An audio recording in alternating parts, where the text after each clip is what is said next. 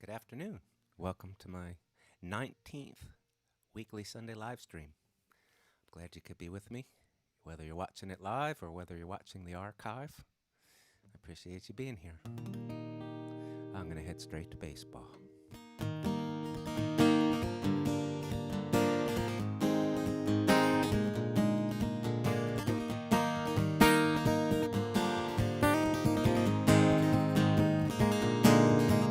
September 23rd, 1908.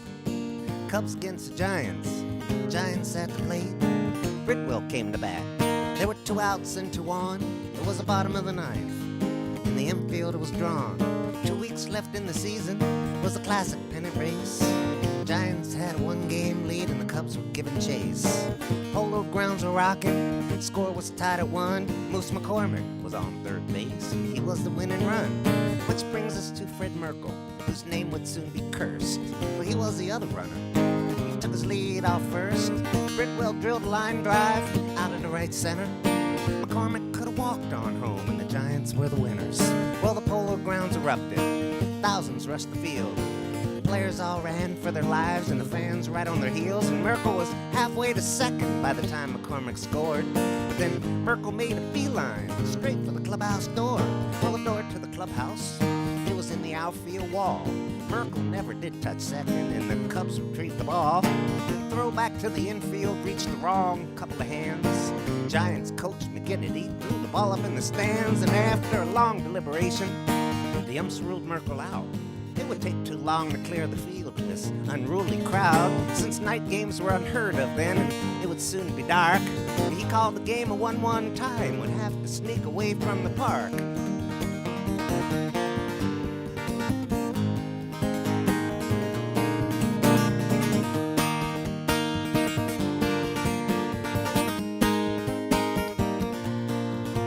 Giants manager McGraw argued that this Rule 59 never was enforced. Why should it be this time? But only 2 weeks earlier, ran on all the wires. The same play happened to the Cubs and to the very same umpire. But none of the New York papers deemed the story fit to print. So it was that thanks to them, their team was ignorant. But all throughout the baseball world and elsewhere, people knew it. Runner has to touch his base, and Merkle didn't do it.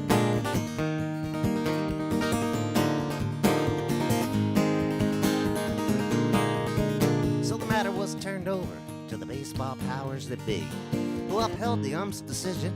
They ruled prophetically that if the season were to end with the Cubs and Giants tied, they'd have to replay the Merkle game so first place could be decided. They replayed the Merkle game, and fee-fi, fo-fum, the Giants lost the pennant. Merkle was the bum. The papers let him have it. Well, they gave it to him good.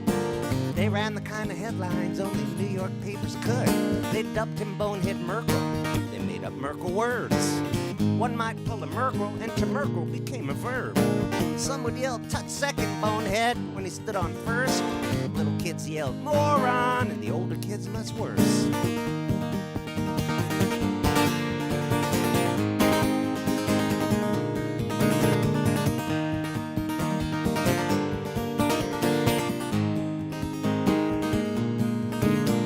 haunted him his whole life. Till 42 years later, in front of 35,000 former Merkel haters, back there at the Polo Grounds for an old-timers game, there was a long-standing ovation when they announced Fred Merkel's name.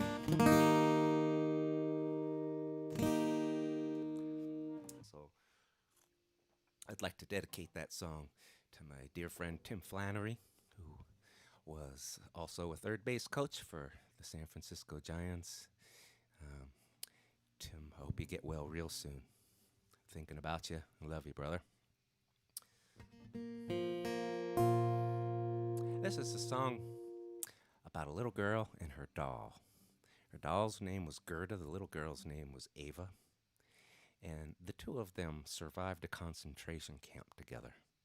And they grew old together. When Ava was in her 80s, she realized she probably didn't have too much time left and started thinking about what might become of her doll, Gerda. They had been through so much together, and she didn't want that doll to end up in a secondhand store or given to somebody's kid to play with and get all beat up. So after thinking long and hard on it, she decided to donate Gerda to the Holocaust Museum in Jerusalem. It's called Yad Vashem. And she urged Gerda to tell the world what they had seen together, because soon there would be no survivors who could tell these stories, and they're important to tell. So this is called Gerda.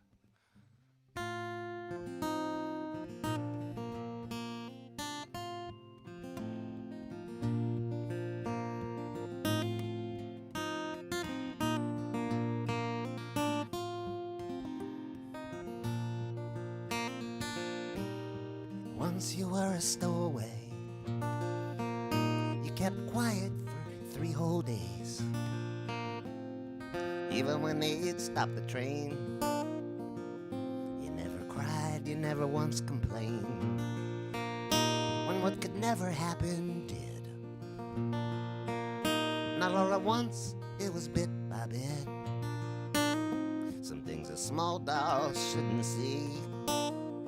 But tell them, Gerda, what you saw with me. 'Cause soon you will be all that's left. Precious things that were somehow kept by little boys, little girls, and little boys, their favorite dolls and their favorite toys. Gerda, you're my best friend. You never let go of me back then. I'm leaving you with a heavy heart. Goodbye, my Gerda, now we must part. Gerda, I know my time is near. There's a museum, and it's far from here. A lot of other dolls live there too. Some of them might have had it even worse than you. The ones who made it to Jerusalem. They're asking if you might want to come and live with them. I think it's something, Gerda, you should do. I would have a talk with you. Here, let me fill your china cup. Just like when we pretend we were all grown up. Gerda, go and tell the world about all the little boys and all the little girls. Tell them, Gerda, what we saw. The good and the bad, Gerda, tell it all. Unspeakable must be spoken. Tell of the spirits that refuse to be broken. Tell of the piles of books we saw burning. How it didn't stop the teaching and it didn't stop the learning. Don't forget to tell about the games we played. It's alright, Gerda, you can tell them we were afraid. And tell of the songs we had in our heads. Helped us remember and helped us forget how we'd paint and how we'd draw, how pretty it was when the snow would fall. And Gerda, tell them how it was before. The pretty dirty clothes we always wore. The dinner table on a Friday night, we'd say their prayers by candlelight. And how what could never happen did. Not all at once, it was bit by bit. Some things a small dog shouldn't see. Well, tell them, Gerda, what you saw with me. If you're interested, you can Google Gerda the doll, and you can read Ava's letter that she wrote to Gerda, urging her to tell the world what they had seen. Well, if this was a normal year, I would be in Harbor Springs, Michigan right now at Lamb's Retreat for Songwriters, and we would have just finished singing our new assignment songs that we got assignments for 2 days ago. We would have had 48 hours to write that song, and then Sunday morning, the last several hours, we all would have been playing our new songs for each other. Over the years, I've written several of them that have ended up on albums and became songs that I would play live, and this one is definitely among them. My assignment for this song was to take Edgar Allan Poe's The Telltale Heart and turn it into a song. There's a little creepy sing-along part that you can pick up on. You'll hear me do it the first time. I can't hear you, but I know you're going to help me sing it.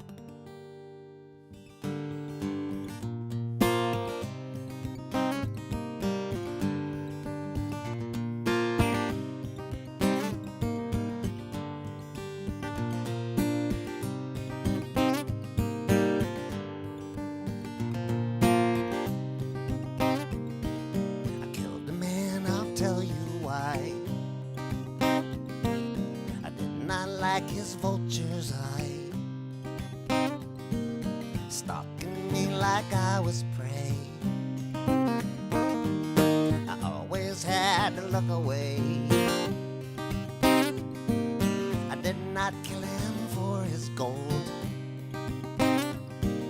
'cause I would make my blood run cold. It wasn't him that had to die. No, it had to be that vulture's eye. The vulture's eye would never blink. To torment me, sometimes it winked. I felt it follow me around. I faced it once, it stared me down. I'm not mad, how could I be? So perfectly. This was the work of a brilliant mind. That vulture's eye, I made go blind.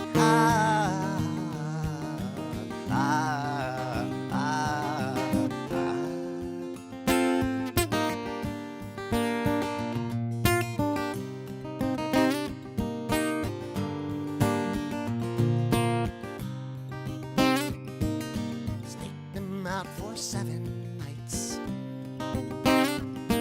with a sliver from my lantern light.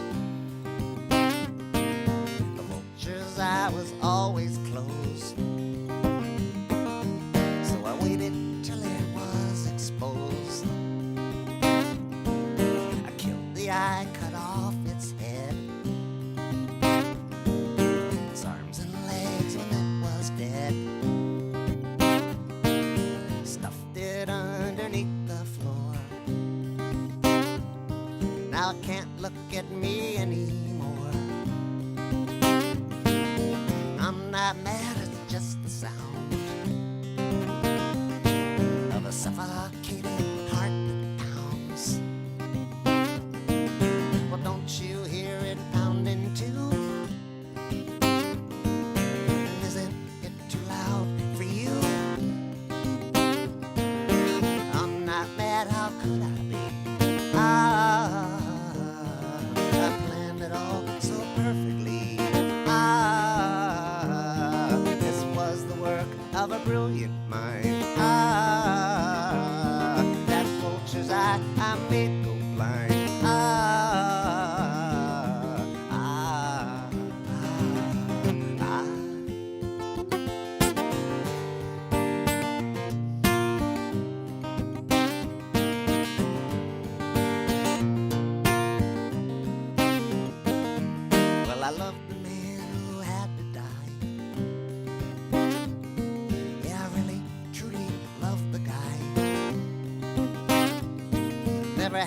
harsh word, never told a lie.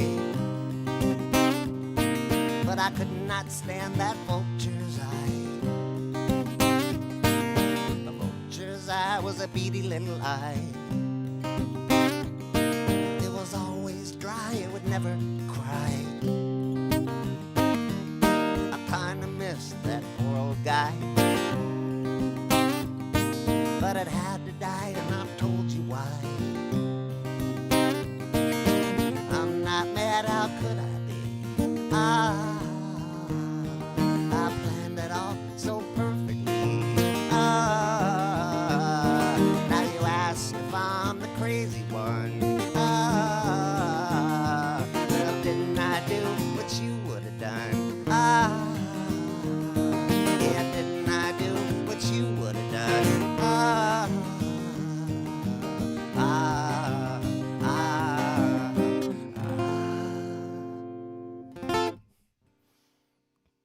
I'm sure you did a great job singing along. Here's a song that was inspired by my cousin, Jason Brodsky.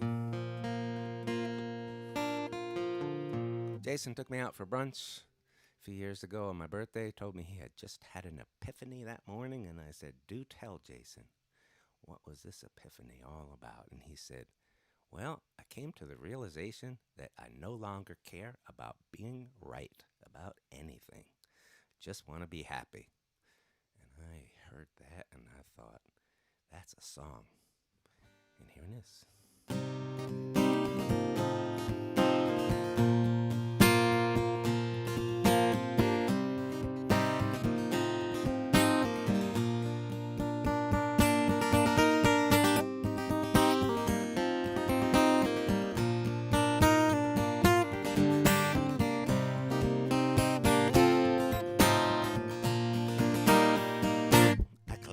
My prize, I took first place. The poor runner-up, sad look on her face. I didn't drink the champagne, left my ribbon there too. Okay, so I won. What good did it do? Okay, so I won. What good did it do? I stood with conviction. I put up a fight for the truth as I saw it, for peace, love, and light. I fought off the darkness for the first round or two. I got my licks in, but what good did it do? I got my licks in. What good did it do? In the end, I was right. On further review, all those things I was saying proved to be true. I got an admission, an apology too. In the end, I was right.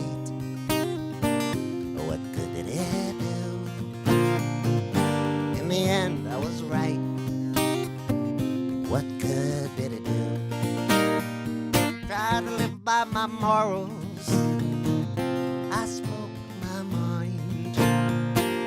Some friends got offended, and one or two, they resigned. I was just being honest. They already knew. I just tried to remind them, but what good did it do? I tried to remind them, what good did it do? And I could hold a grudge, well, I could probably hold two. If I didn't learn to budge, could end up holding quite a few. I didn't like being angry. It's not enough being right. I'd rather be happy. That's a hard enough fight. I'd rather be happy with all of my might than to sit here and stew. What good would it do to sit here and stew? What good would it do? I'd rather be happy with you.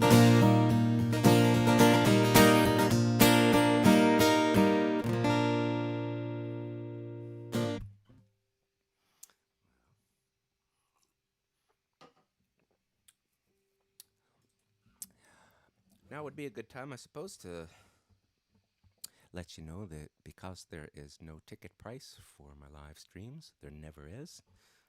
I am totally relying on you to tip whatever amount you're comfortable with, and I appreciate any amount. I'm very grateful for that. There are several ways you can do that, and I have dropped the URLs, the links, into the beginning of the comments on Facebook. And if you're watching this on YouTube, they will be in the chat window, which you may have to open up if your screen doesn't show that chat window.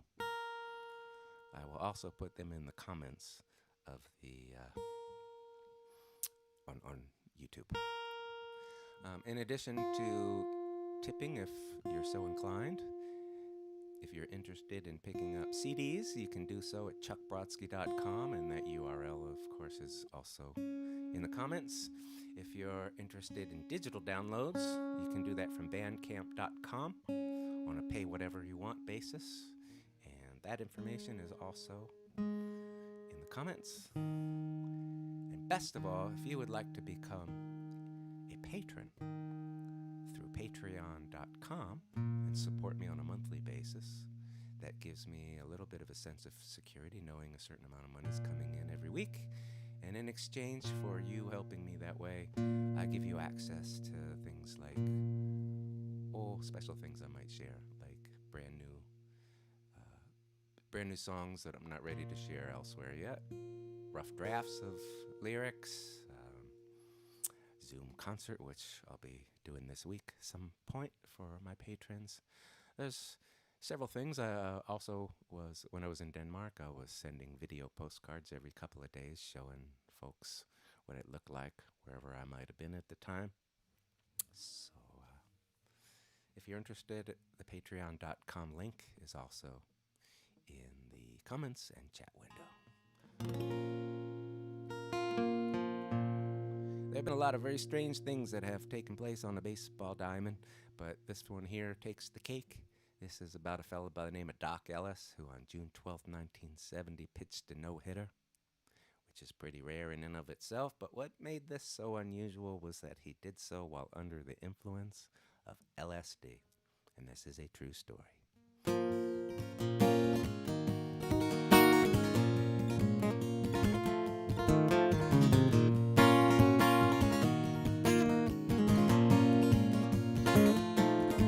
It was a lovely summer's morning, an off day in L.A. So by one Doc Ellis, see you later say.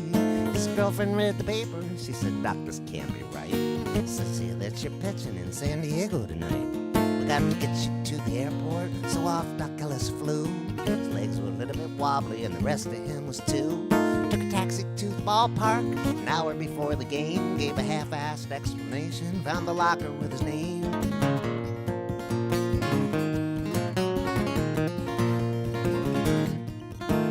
The organ in the upper deck played all the schmaltzy hits. You could hear it in the clubhouse while Doc was getting dressed. His sunglasses he reached for from his locker in a case. Doc Ellis put his jersey on, then he put them on his face. Time came to go on out there down the corridor. Walls were a little bit wavy and there were ripples in the floor. Went out to the bullpen to do a bunch of stretches, loosen up a little, throw some warm-up pitches.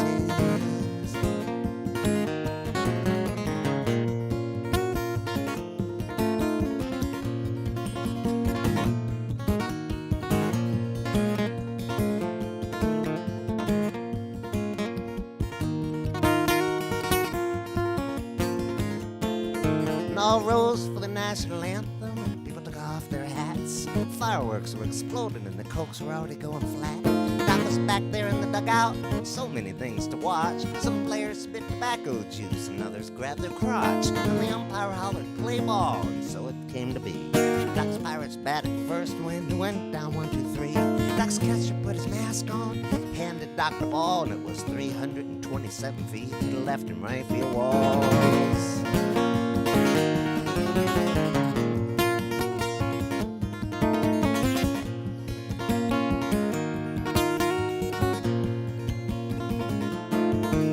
Doc's Pirates took the field then, and Doc stood on the rubber, and he bounced a couple of pitches, and he bounced a couple of others. You might say about that day that he looked a little wild. The leadoff batter trembled, nobody knew why. Doc Ellis smiled. When you walk 8 and you hit a guy, the things that people shout, especially the manager, but it did not take Doc out. Doc found himself a rhythm in a crazy little spin. Amazing things would happen when Doc Ellis zeroed in. Sometimes he saw the catcher, sometimes he did not. Sometimes he held a beach ball, other times it was a dot. Doc was tossing comets that were leaving trails of glitter. In the 7th inning stretch, he still had his no-hitter. So he turns to Cash, his buddy, says, I got a no-no going. Speaking the unspeakable, and he goes back out there throwing. Bottom of the 9th, and he stood high upon the mound. 3 more outs to go, and he'd have his name in Cooperstown.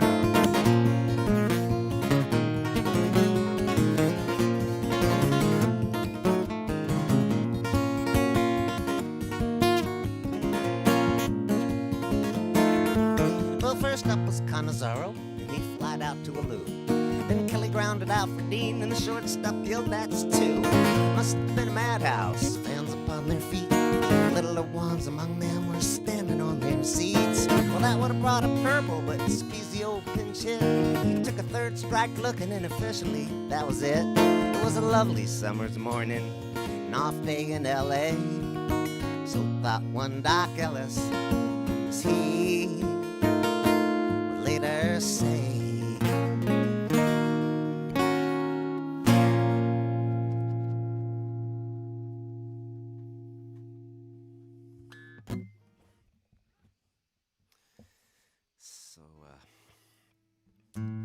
Through the years, I've done a lot of touring in Ireland, both as a music performer and also as a host of wonderful group tours.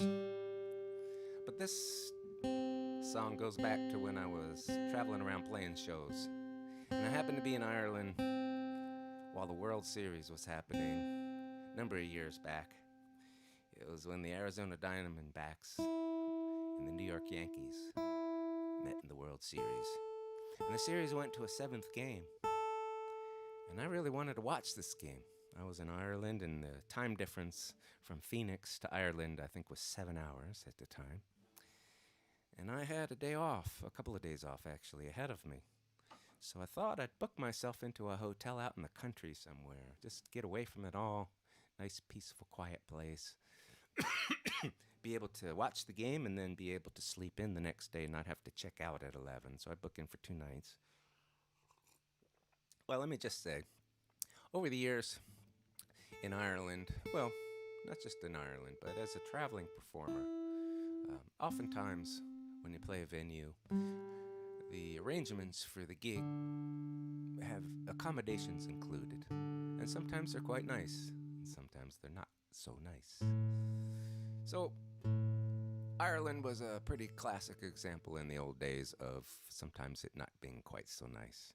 And also, if you happen to be a musician, you're probably not going to get the nicest room that they have. I'm just saying, this is fact. So here I was, walking into the lobby with my suitcase and my guitar on my back. And immediately I could see that little thought bubble form above the head of the desk clerk. And it said, aha, musician. We can put him in room 213, which they did. This is a little description of that room.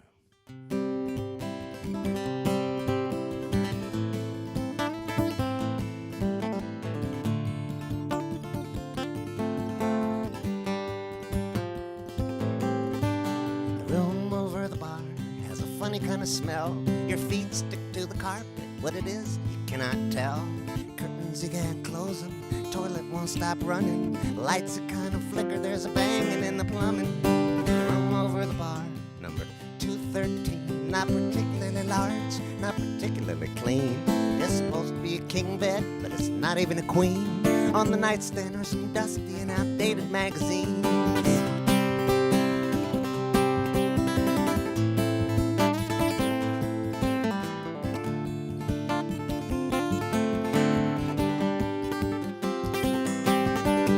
Room over the bar is the one without a view.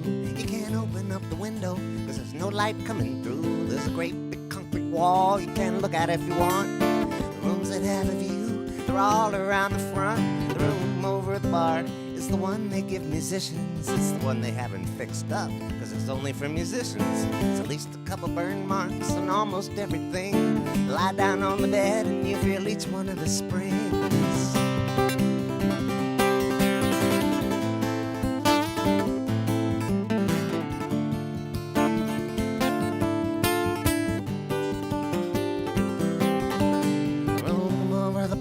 You'll find hairs on the sheets, broken down the rope, you can't turn off the heat. Towel small as a washcloth in a shower that just dribbles. TV with 3 channels on the ceiling on a swivel. Room over the bar, you hear everything below. All sorts of filthy language, must be where all the cussers go. Some words I never heard before, some I've not heard since. I've used a few myself, but 1 or 2 of them made me wince.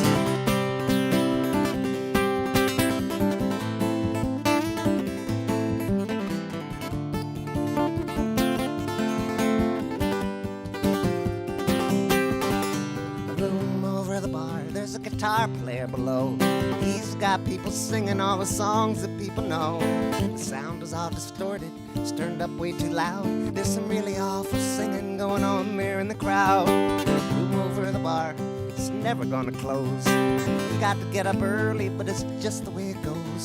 They quit serving at midnight, but the last one leaves at 4. Then you toss and turn for a couple hours more. Room over the bar, there's a funny kind of smell.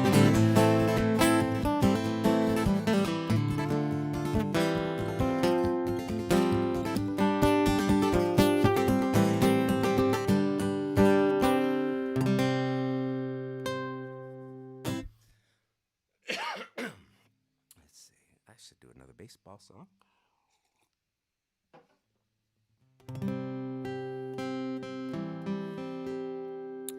It's about no doubt the most highly educated man to ever play Major League Baseball. His name was Mo Berg. You may have seen the movie about him. You may have read the book. Catcher Was a Spy. Mo Berg spoke 11 languages fluently, although they say he could not hit in any of them. He was a 3rd-string catcher who became a spy, was sent over to Japan with an all-star team because of the fact that he spoke Japanese. And while there, he took photographs of the Tokyo skyline that proved to be instrumental in some future bombing raids.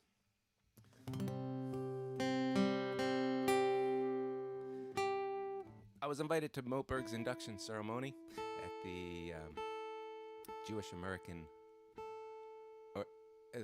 Hall of Fame. The ceremony was held at the International Spy Museum in Washington, D.C. I sang the song there, and the curator of the CIA Museum was there. Mo's baseball card is on display in that museum. It's the only baseball card in that museum, and you and I cannot visit the CIA Museum. You have to be a CIA employee or past employee, I believe. Anyway, she brought Mo Berg's application for employment with the OSS, the forerunner to the CIA. And she projected this up onto a big screen so we all could see it. And when she got to the 3rd page where Mo Berg had to list 5 personal references, my great-uncle Milton Kahn was one of them. We have no idea how he knew Mo Berg, but he was a personal reference. This is called Mo Berg the Song.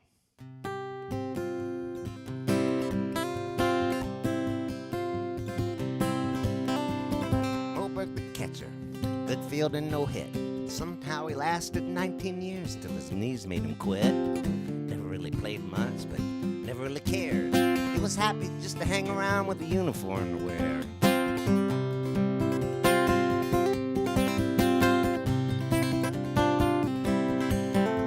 Moberg, professor of the bullpen, joked with the pitchers, reading them the newspapers that he used to have delivered. He'd speak to them in Russian, Japanese, and French. He was the greatest scholar that ever rode the bench.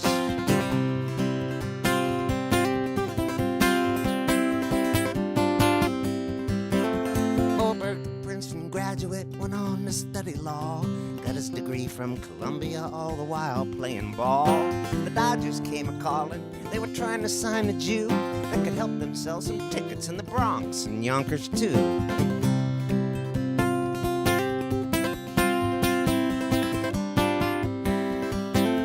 Moberg and the Babe, they went over to Japan with a team of touring all-stars giving clinics for the fans.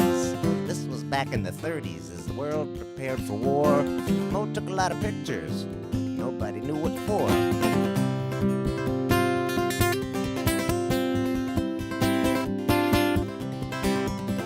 Moberg's secret agent never even told his mom of his mission to determine if the Germans had the bomb. He learned to speak good physics without hardly a lisp. He infiltrated lectures with the top German scientists.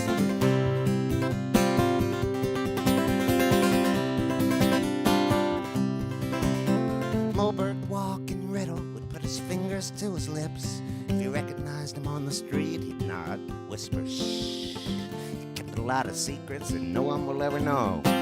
He knew lots of people, but nobody ever really knew Mo.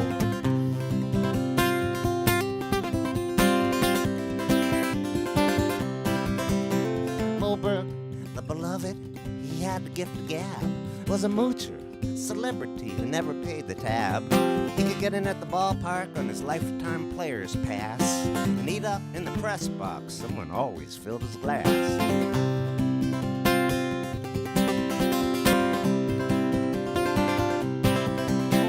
Moberg, son of an immigrant, brought his father shame. All that education, but then plays a child's game. Mo made it to the majors, but his dad would never go see him. Mo's baseball card is on display at the CIA Museum.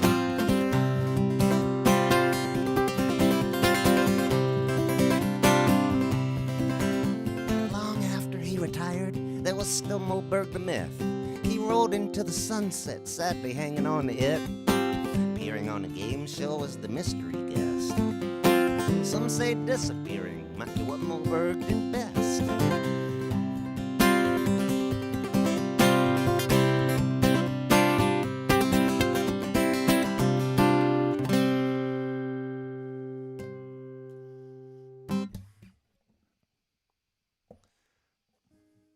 About 12 or so years ago, I was in a major motion picture. It was called Radio, and it was about two friends of mine. You may be familiar with the story, but it's about a high school football coach in Anderson, South Carolina, a man by the name of Harold Jones, and a young developmentally disabled boy who at the time was 18. His name was James Robert Kennedy. And everywhere James went, he carried a transistor radio to his ear. Some say that was his only friend. But Coach Jones saw Radio watching the football practice one day and called out to him to come over to where Coach and the team was. And players all thought this could turn ugly, but Coach embraced the boy, made a place for him on the football team as the water boy. And over the years, this kid's role increased. They started to call him Radio because of that transistor that he carried everywhere with him. And Radio became a hero at T.L. Hanna High School in Anderson, South Carolina. He was a perpetual junior. They let him come to school every day, and he was deathly afraid of graduating because he thought it would mean he couldn't come to school anymore. So he insisted that he was a perennial junior. And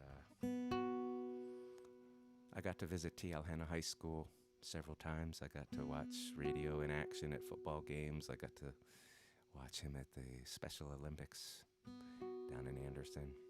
He passed away this past year. He lived quite a long life and quite a celebrated life.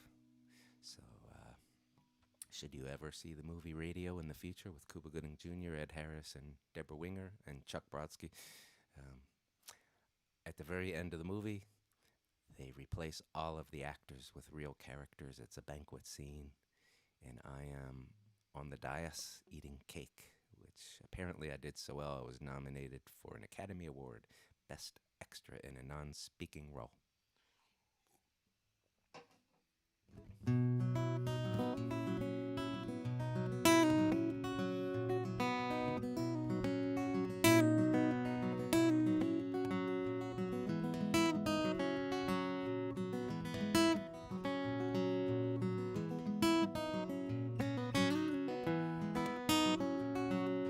Anderson, South Carolina, T.L. Hannah High.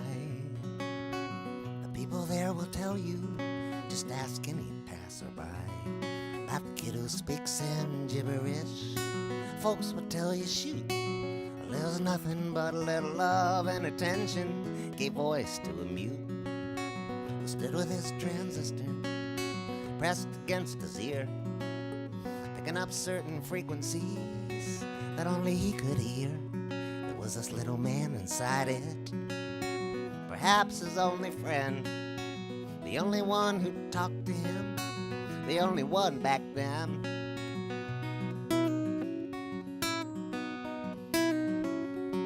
Well, Coach Jones yelled, "Come here, boy," to this kid up in the stands. He was mimicking him loudly and making gestures with his hands. The players on this football team exchanged uneasy glances. He jumped when Coach said to jump, but how slow the boy was advancing. Well, Coach Jones was pulling on the drawstrings of his hood. The kid, he spoke in gibberish, and Coach, he understood. Lamb imitating lion should look like easy prey, but this is not what happened, no. It went the other way.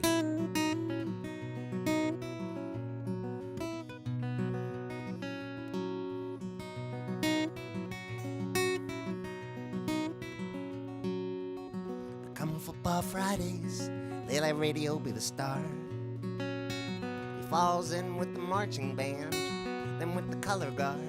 He jumps when the cheerleaders jump, with pom-poms on his hands. And he cusses like the coaches do, and he high-fives with the fans.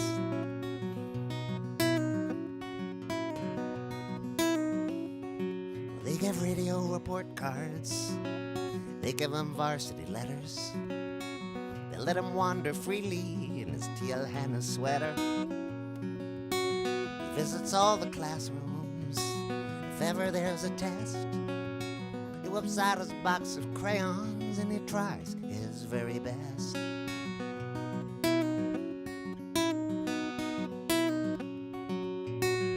everyone knows radio. The townspeople adore him. The students pat his head just like the parents did before them. Anderson, South Carolina, folks would tell you, shoot, there's nothing but a little love and attention. Gave voice to a mute.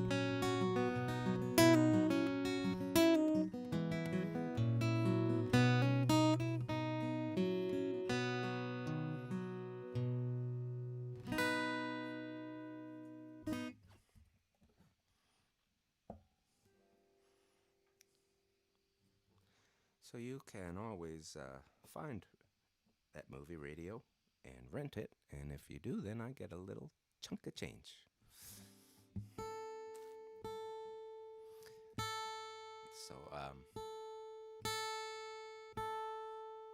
want to just mention again that if you're watching this on YouTube, all of the information on how to tip or how to buy my recordings or how to support me as a patron, all of the links are in the chat window, which you have to open up, most likely. And if if you're watching on Facebook, all of that information is at the very beginning of the comments.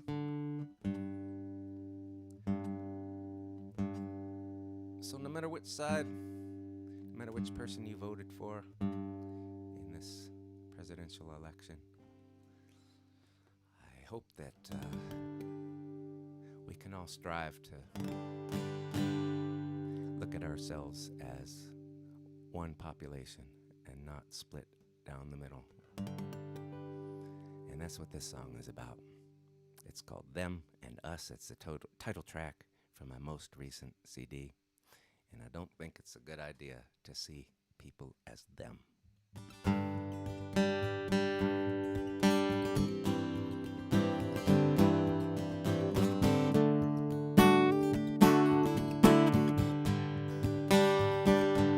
There's a standoff all across the Great Divide,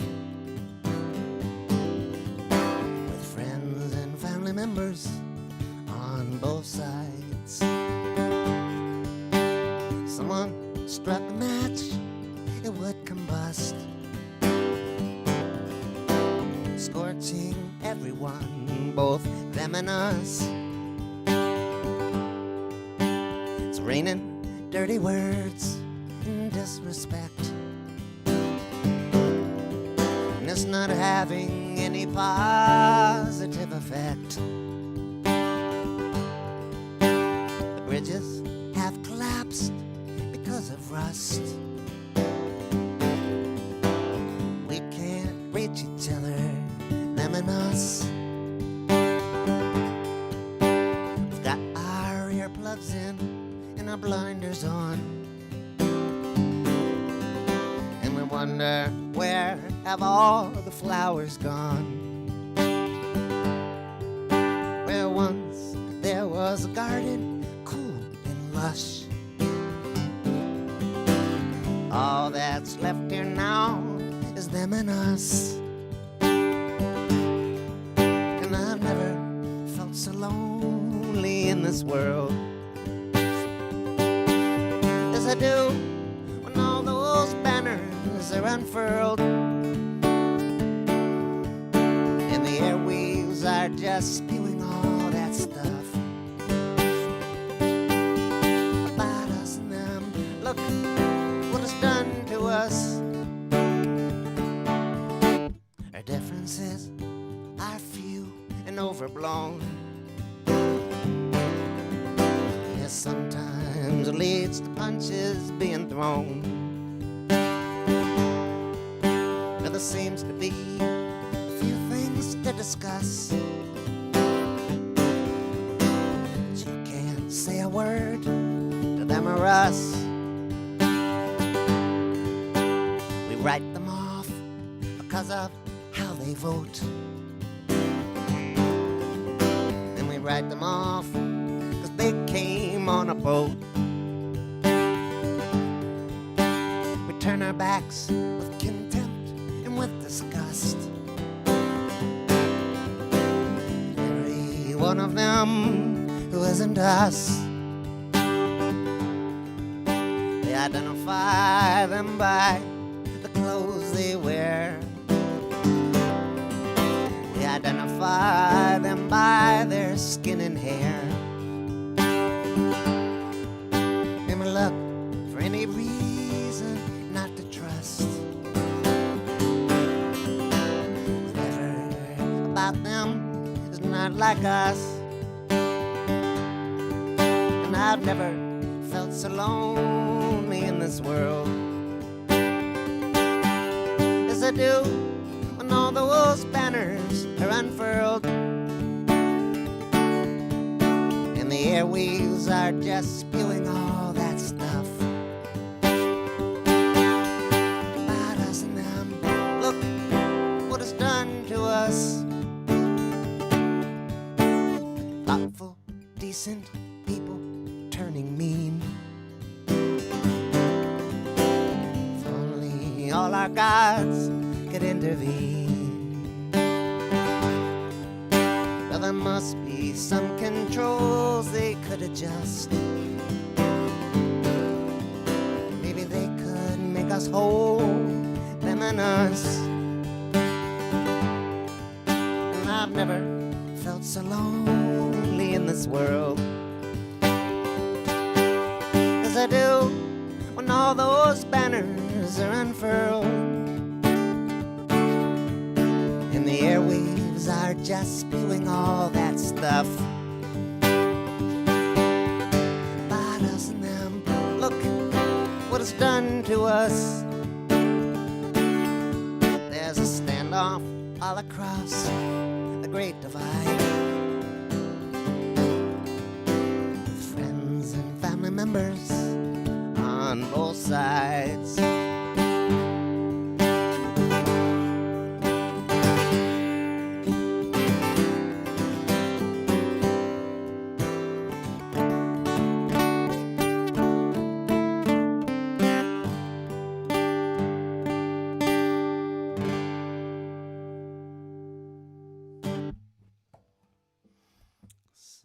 Two more songs for you.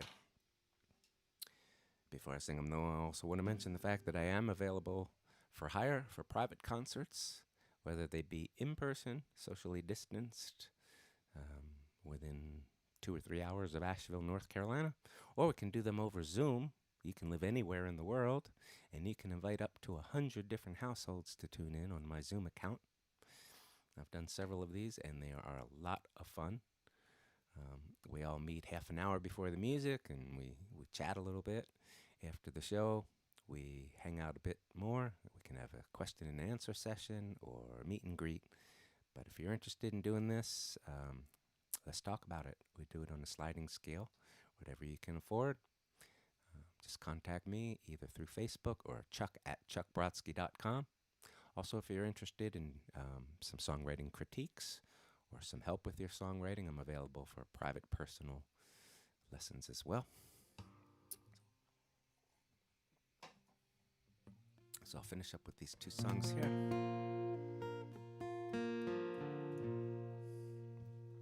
Here's a little Christmas song for you that I wrote for my local radio station, WNCW, 25 years ago when I first moved to North Carolina. They had an on-air Christmas party. They invited all the local and regional musicians to be part of this. Everybody come in and play a Christmas song. But because I'm Jewish, I didn't know any Christmas songs. I told them that. And they said, why don't you just write something? So I told them I would. And then I decided I was going to make them sorry they had said that. Turns out they loved the song. I thought it was going to be something I only played that one time. Little did I know.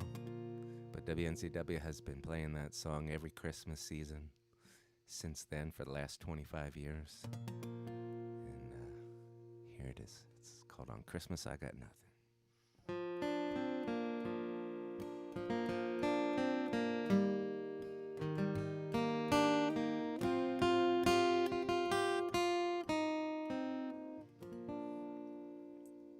My family never roasted chestnuts on an open fire. We never went around the neighborhood singing carols with a choir. Never went to midnight mass or sat on cold hard pews. My family, we had different views. Well, I never had to be good, just for goodness sake. On Christmas Eve I did not try to keep myself awake, listening for sleigh bells, looking for a mouse. Santa always skipped over our house. Jimmy got a train set with a shiny new caboose. Billy an erector set with nuts and bolts and screws. Tammy got a kit for making cheese fondues. But on Christmas, I got nothing, 'cause we were Jews.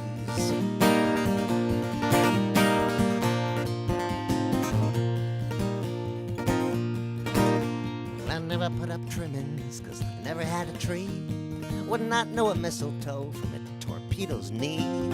Never sat on Santa's lap, but hey, if Jesus was a Jew, wouldn't that make Santa be one too?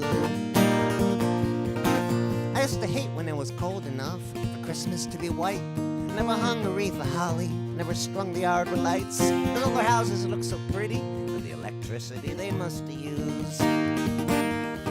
No, we lit candles, 'cause we were Jews. And I got a bright red pair of kangaroo shoes. Kathy got some soaps and an assortment of shampoos. Even Buffy's dingle got some brand new rawhide shoes. But on Christmas, I got nothing, 'cause we were Jews.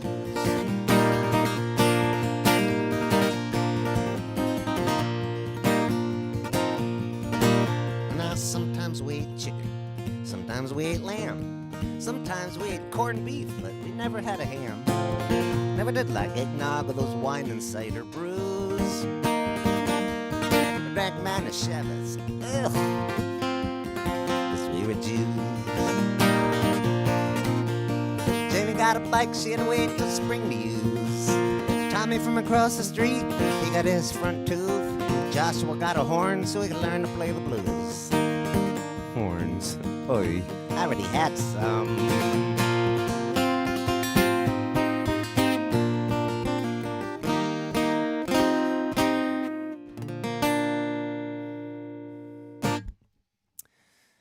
So, we've come to that part of today's show for the magic trick. Abracadabra, presto, changeo.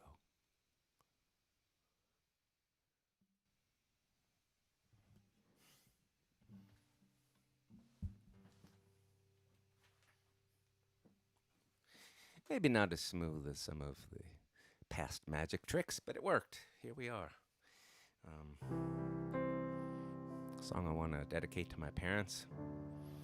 I listened to the president-elect the other night, and he said that we all need to become our better angels, which was something I never thought I would ever hear a president of the United States say in my lifetime. So here's to that. Let's do it this way.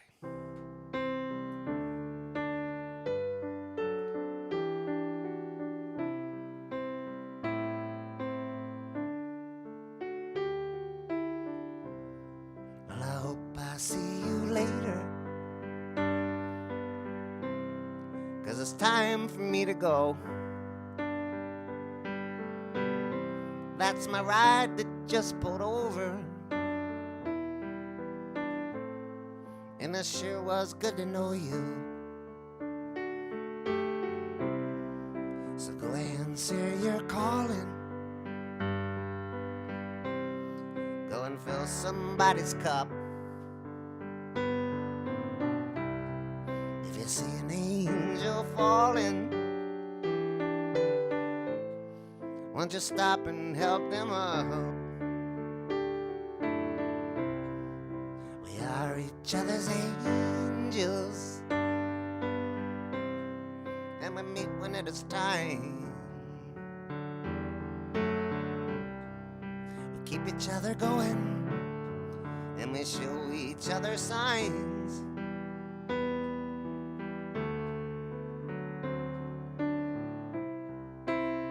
Sometimes you'll stumble, sometimes you just lie down.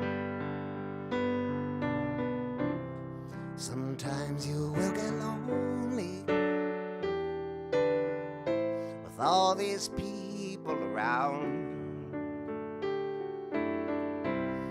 You may shiver when the wind blows, and you might get blown away. You might lose a little color, you might lose a little faith. We are each other's angels, and we meet when it is time. We keep each other going, and we show each other signs.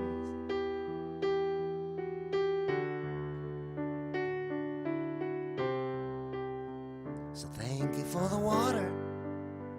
Thought I was gonna die out here in the desert, but you quenched my thirst. Let's break a little bread together. Got a little manna. It was a gift from someone who was passing by and offered me a lift. are each other's angels, and we meet when it is time. We keep each other going, and we show each other signs.